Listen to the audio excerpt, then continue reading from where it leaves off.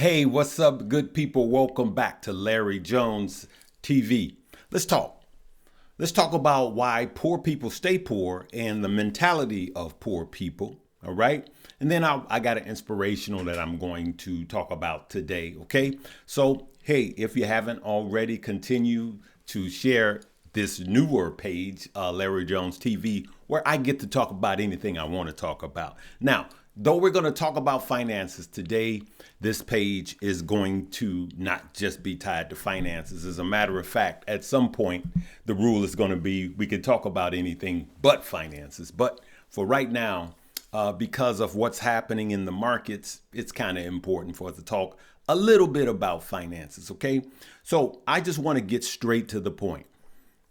Poor people remain poor. And I'm just not going to say poor people. Struggling people, middle class America stays middle class America because of mentality. Mentality. Every single person that's listening to me has the ability to come up one level. So if you're poor, you have the ability to go from poor to middle class. And if you're middle class, you have the ability to go from middle class to at least being a millionaire. And without someone giving you money, without starting a business, just in how and what you spend your money on. Now, I want you guys to take a look at this as we go down this road. I want you guys to see that just investing, the average person just investing, you know what?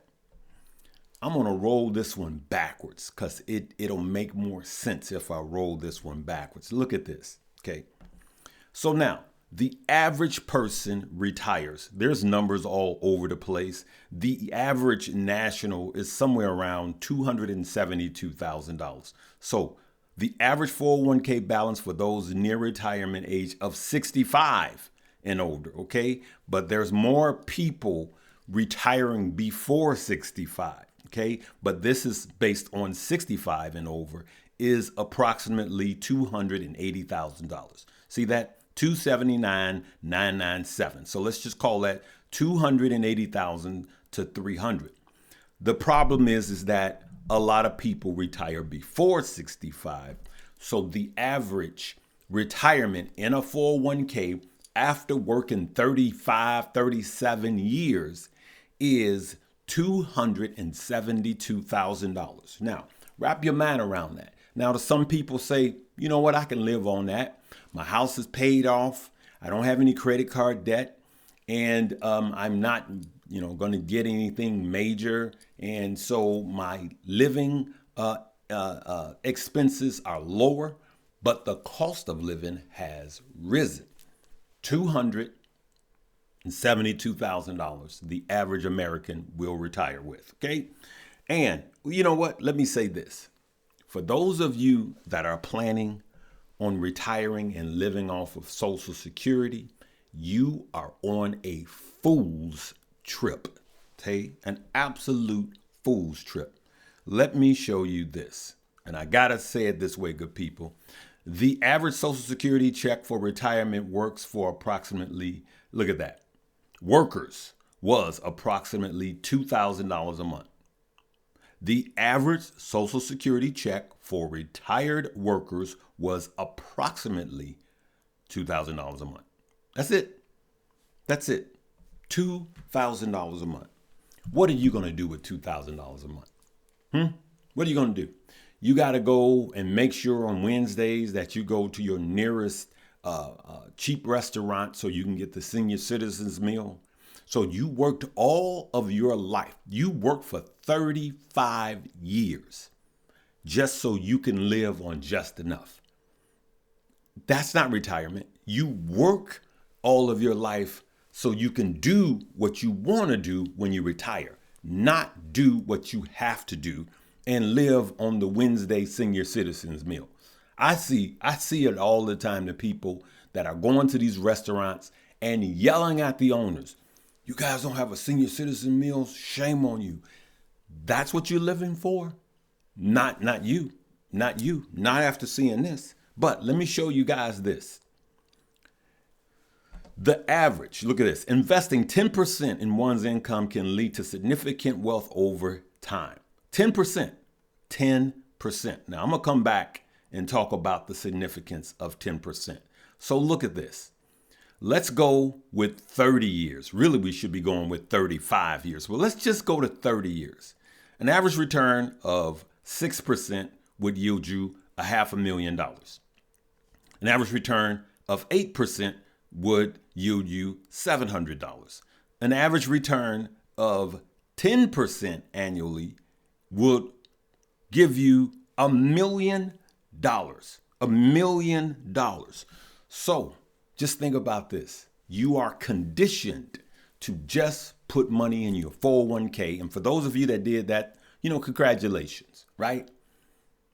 But someone that doesn't even have a 401k that just invested 10% of their salary, job one, day one, has twice as much as you have. As a matter of fact, they have 3 times as much. 3 times as much, just $10 a day, and not even investing in a 401k. Now, the one that does them both, invest in a 401k and invest in 10% of their salary, they're the smartest ones in the room.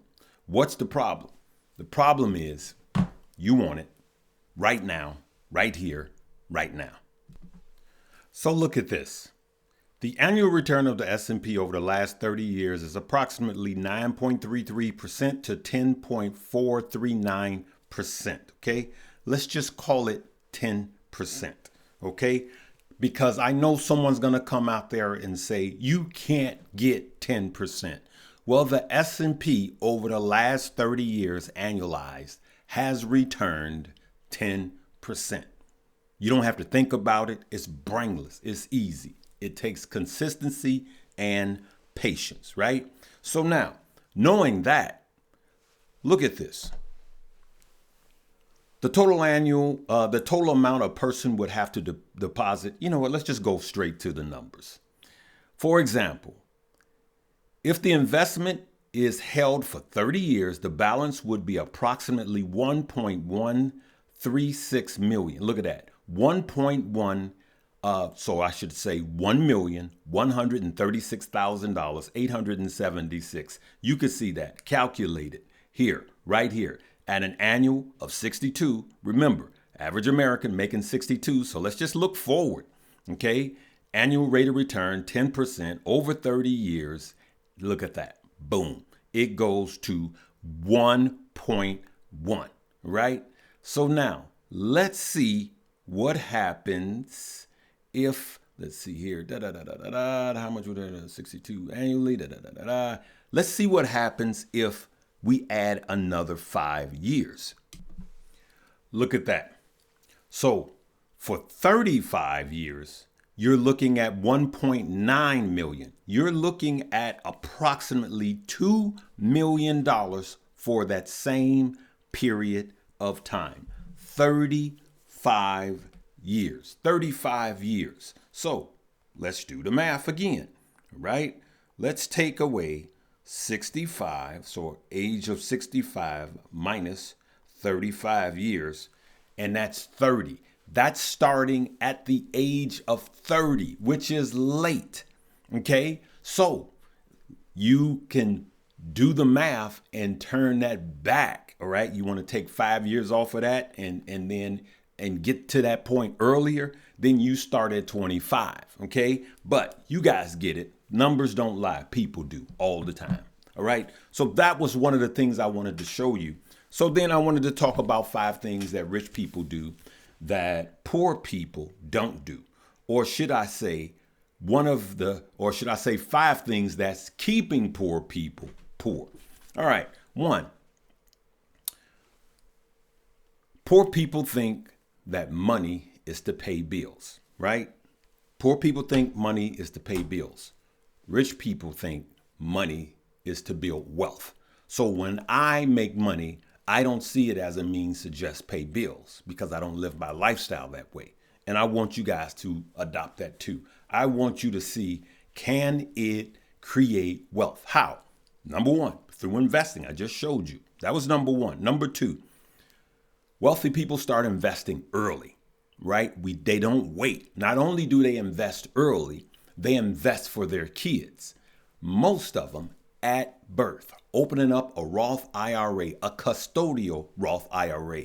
I want you to do the math and say, even if you invested $1,000 a year for your kids the day they were born, how much, and put it in a Roth IRA, how much would you be able to give them at an annual rate of 10% or 8%? How much would you be able to give them tax free by the time they get 21? Okay, now they have to keep it in there and you teach them how to grow that. Okay, that was number 2. Number 3, rich people are patient.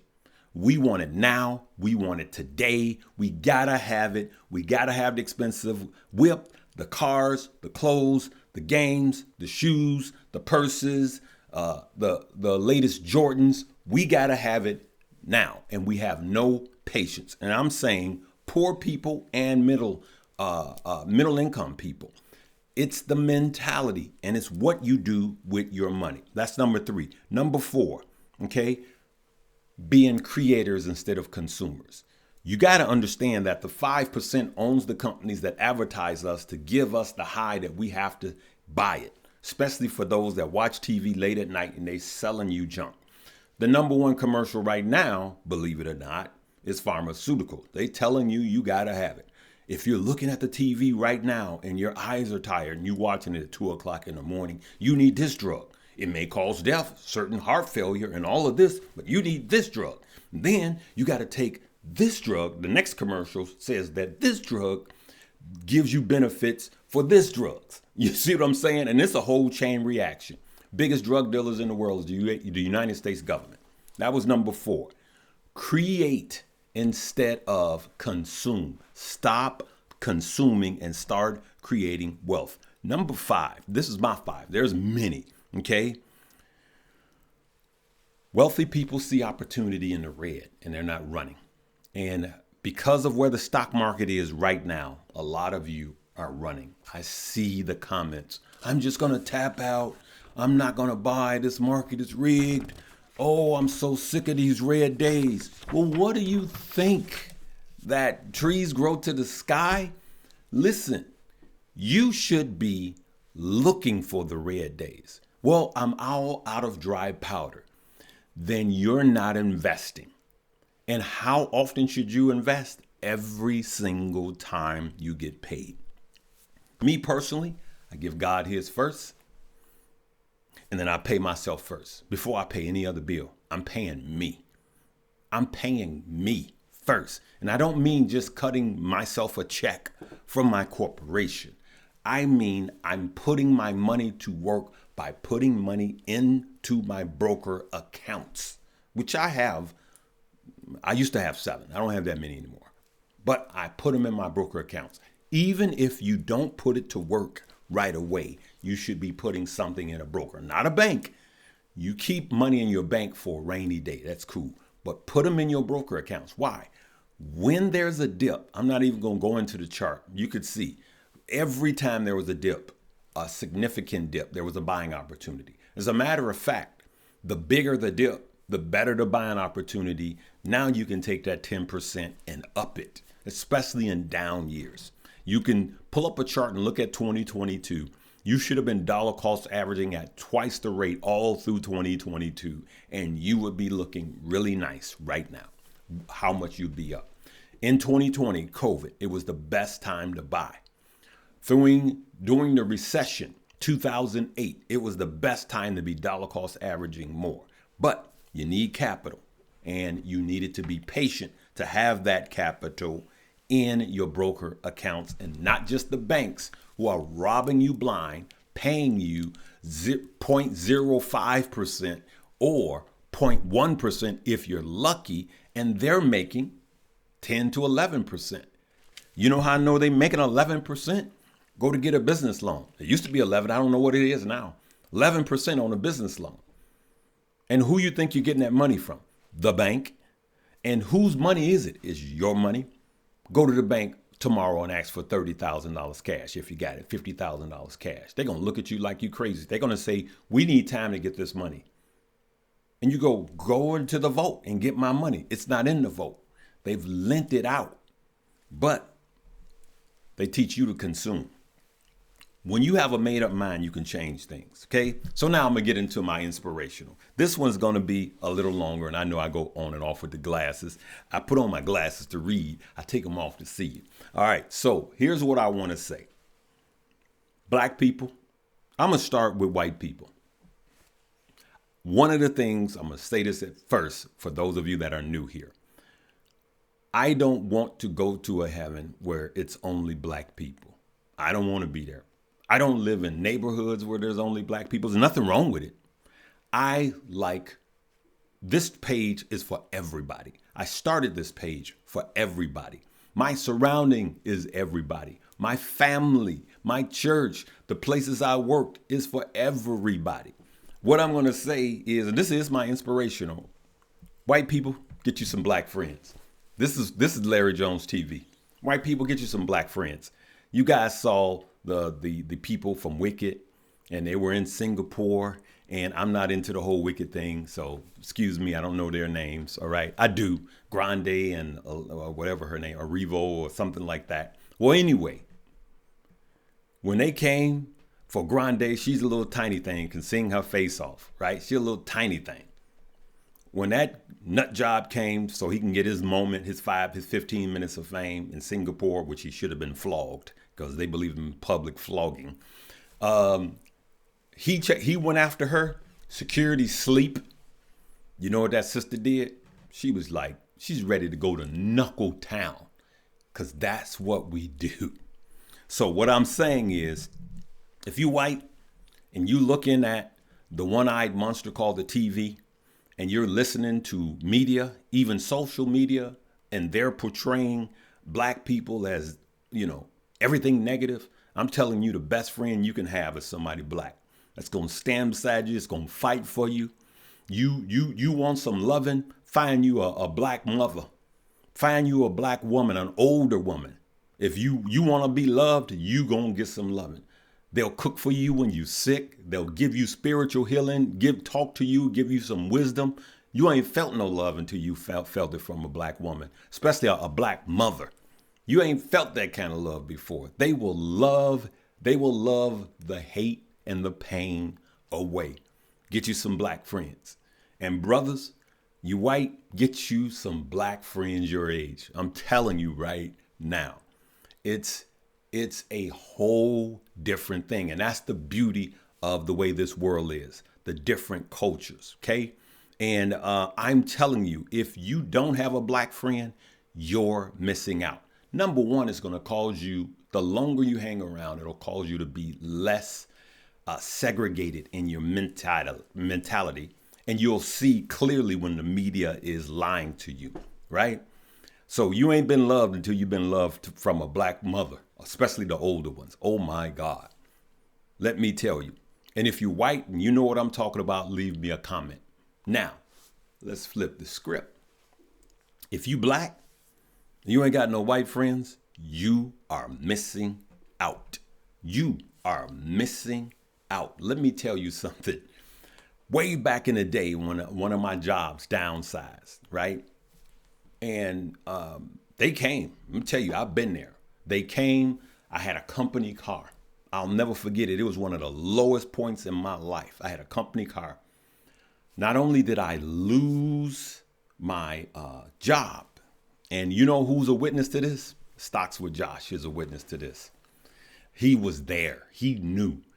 They came and got, number one, I get laid off, right? So now here I am. And, I'm living in an apartment and I'm like, oh my God, how am I going to pay my bills? This is way back in the day. And Josh knew me then, Stocks with Josh. Then the company, because it was a company car, they put it in my name, but the company was supposed to have been paying the bill. That's what the deal was. They weren't paying the bill. And then shortly thereafter, I needed a car to go look for a job. So day one, I'm looking for another job. I wake up one morning, I hear this beep, beep, beep. They came and they repoed my car. And I'm sitting there going, I got no money. I ain't got no job. Now I don't have a car. Not all. Some of my black friends, they heard about it. They came, they gave me a call. Hey man, heard about it, man.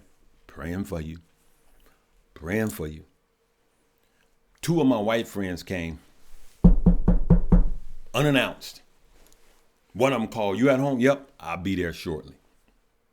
Hey man, we heard about you. Yeah, man, I know. Yeah, here, man. Boom. Boom. Two of my white friends. Yeah. So you can listen to the media and that's lying to you and tell you white people are evil and all of this foolishness. I'm telling you, you better get some white friends. I'm telling you, you better get some white friends.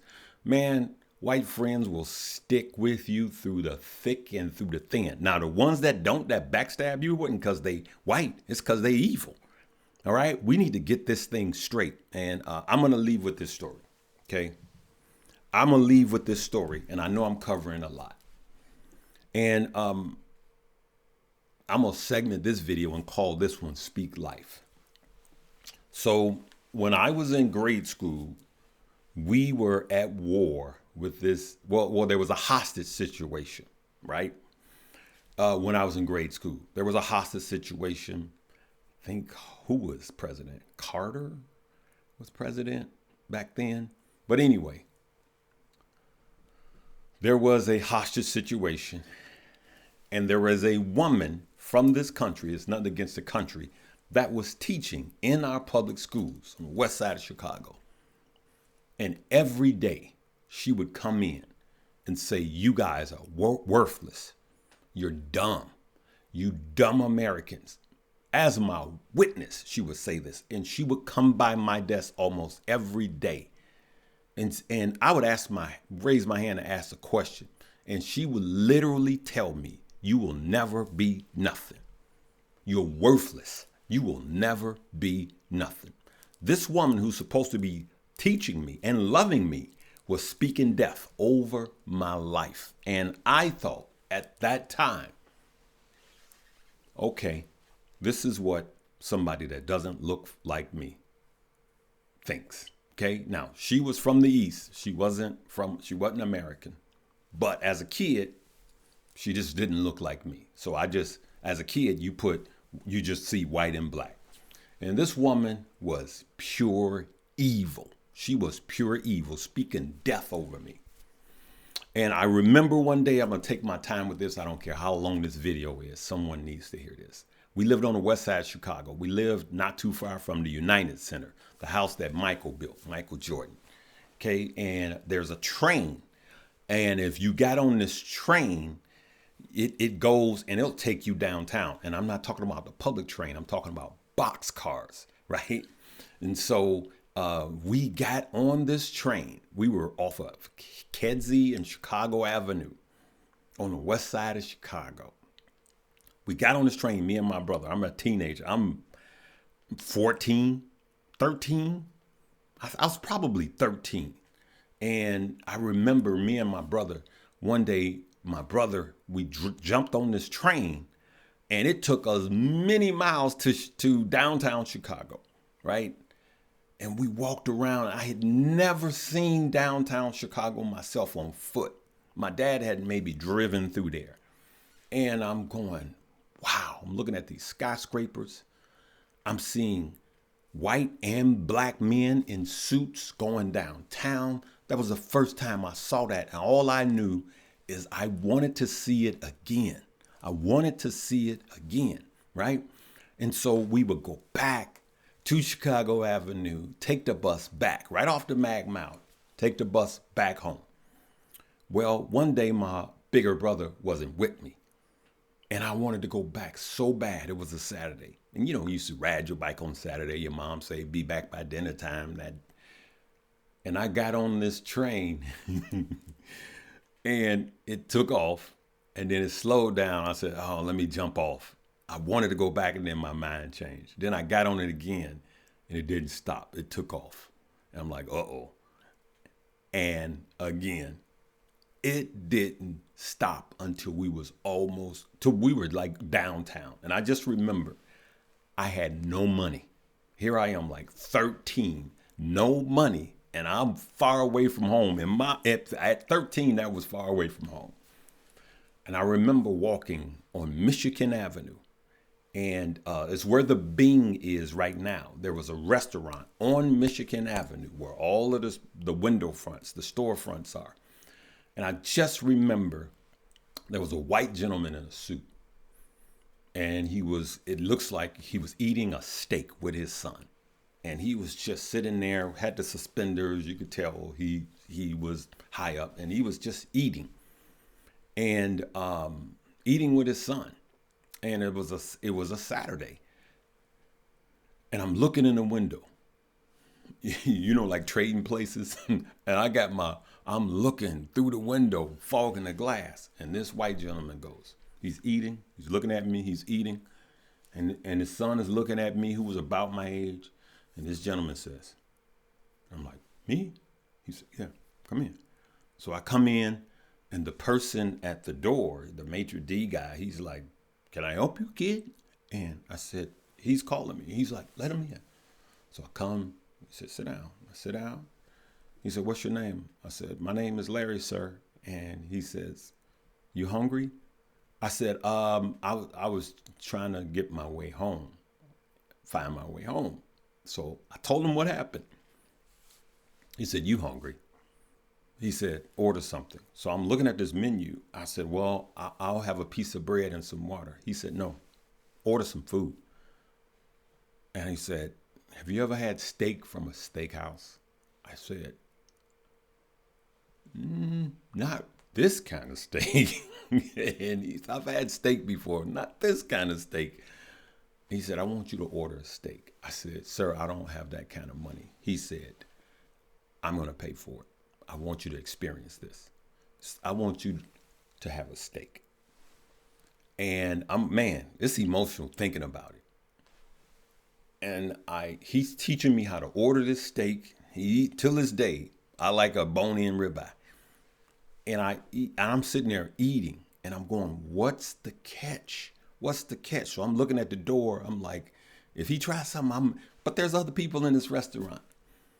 And he says, young man, I want you to come down here more. And I want you to see people that look like you, that are productive, that are going to work. He says, I want you to focus on that.